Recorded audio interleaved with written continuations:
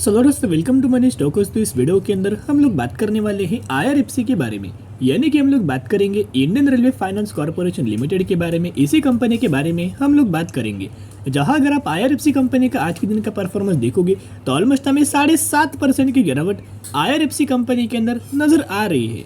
अगर आपने overall basis की पर परफॉर्मेंस देखा होगा ड्यूरिंग द मार्केट, तो कंपनी ओवरऑल 9% की गिरावट के अंदर हमें ट्रेड कर रहा था।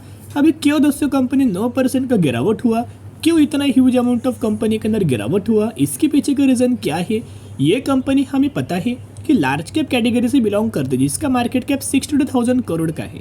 यानी कि अगर कोई भी लार्ज कैप कैटेगरी वाली कंपनी के अंदर अगर गिरावट होता है तो मेजरली उस कंपनी के अंदर कोई ना कोई रीज़न होता है। तो दोस्तों आईआरएफसी कंपनी के अंदर हमने कल ही के दिन दोस्तों रीजंस के बारे में बात किया था कि गिरावट हमें आईआरएफसी कंपनी के अंदर आपको कल के दिन से नजर आ सकती। उसके पीछे का रीजन क्या था कि सबसे पहले अगर आप इस कंपनी के अंदर रीजन क्या है गिरावट का, जो कल के दिन हमने डिस्कस किया था, आप ये देख सकते हो। Government planning to sell IRFC shares via OFS, यानी कि ऑफर फॉर सेल। अभी देखेगा ओएफएस होता क्या है, इसके अंदर किस तरीके से प्रोसीजर होता है, या फिर कंपनी का किस तरीके से इम्पैक्ट नजर आता है। अभी दोस्तों ओएफएस क्यों होता है, या फिर ओएफएस होने की वजह से रीजन क्या है, तो देखिएगा आपको पता होगा कि जब भी कोई भी कंपनी नया स्टॉक मार्केट के अंदर आता है, प्रमोटर्स का होल्डिंग बहुत ज़्यादा होता है। लेकिन जो भी कंपनी स्टॉक मार्केट के अंदर लिस्टेड होता है, सेबी के रूल के हिसाब से प्रमोटर्स का होल्डिंग 75% से नीचे हमें होना चाहिए, 75% से कम हमें होना चाहिए।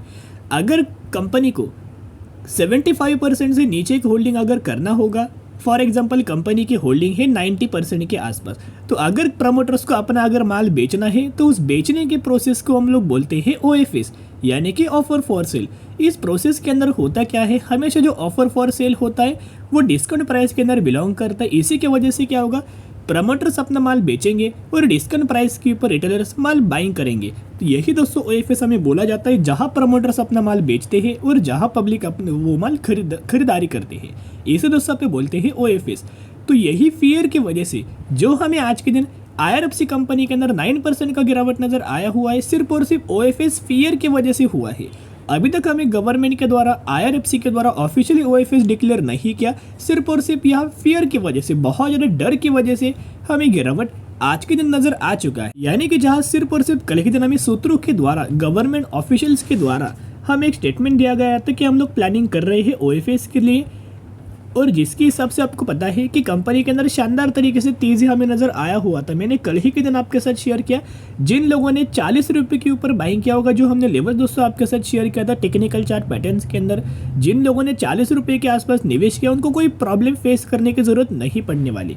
लेकिन जिन लोगों ने 50 रुपये के ऊपर बाइंग किया है, 52 रुपीज़ के आसपास बाइंग किया है, 48 रुपीज़ के आसपास बाइंग किया है, 45 रुपीज़ के आसपास बाइंग किया है, उनको यह पैनिक होने की जरूरत हो सकती है, क्योंकि हायर प्राइस के ऊपर उन्होंने बाइंग किया है, तेजी के अंदर खरीदारी किया है। और हमेशा अगर आप तेजी के अंदर खरीदारी करते हो तो आपको डर लगने लगता है, और यही डर की वजह से लोगों ने दोस्तों आज के दिन माल बेचा है। और जो माल दोस्तों बेचा है, इसी की वजह से हमें इस कंपनी के अंदर आज के दिन गिरावट आपको नजर आया हुआ है। अगर आप आईआरएफसी का प्रमोटर्स का होल्डिंग देखोगे, गवर्नमेंट का ऑलमोस्ट हमें 86% के आसपास गवर्नमेंट का होल्डिंग नजर आया हुआ है, जिसके अंदर कल के दिन हमें एक स्टेटमेंट मेंशन किया गया था कि गवर्नमेंट 11% का स्टेक बेच सकते। तो इसमें से अगर 11% का स्टेक अगर दोस्तों हटाते हैं तो 75% के आसपास हमें फिर प्रमोटर्स की होल्डिंग हमें आईआरएफसी कंपनी के अंदर ओएफएस के बाद आपको नजर आ सकती है। ये कोई कंफर्म न्यूज़ नहीं है, लेकिन सूत्र के द्वारा जितना भी अपडेट नजर आया हुआ था, वही अपडेट्स के बारे में हमने आपके साथ बात की। तो देखिएगा कंपनी का बिजनेस बुरा दोस्तों नहीं है, लेकिन जिन लोगों ने कंसोलिडेशन फेज के अंदर बाइंग किया है, या फिर जब कंपनी का ब्रेकआउट हुआ, तो यही लेवल्स के ऊपर दोस्तों हमने बातचीत किया था कि ब्रेकआउट हुआ, रिटेस्ट किया, और यही रिटेस्ट के अंदर हमने एंट्री किया था 40 रुपये के आसपास। कंपनी ने वन वे बहुत अच्छा खासा मुनाफा हमें बना के दिया हुआ है, और यही अगर आप देखोगे यह भी कंपनी कंसोलिडेट कर सकती है। प्रॉब्लम यह है कि यहाँ ओएफएस आ सकता है। अगर कंपनी ने ओएफएस दिया, टारगेट प्राइस फॉर एग्जांपल 40 रुपये दिया, फिर एक कंपनी 40 रुपये तक हमें गिरावट होके विद इन 1 डे या फिर 2 डे आपको नजर आ सकती है। बाकी दोस्तों कंपनी के अंदर कोई प्रॉब्लम नहीं है, और गिरावट होने के पीछे का रीजन यही था। अभी डरने की कोई जरूरत नहीं, जिन लोगों ने हायर प्राइस के ऊपर बाइंग किया है उनको डर लगने ही वाला है।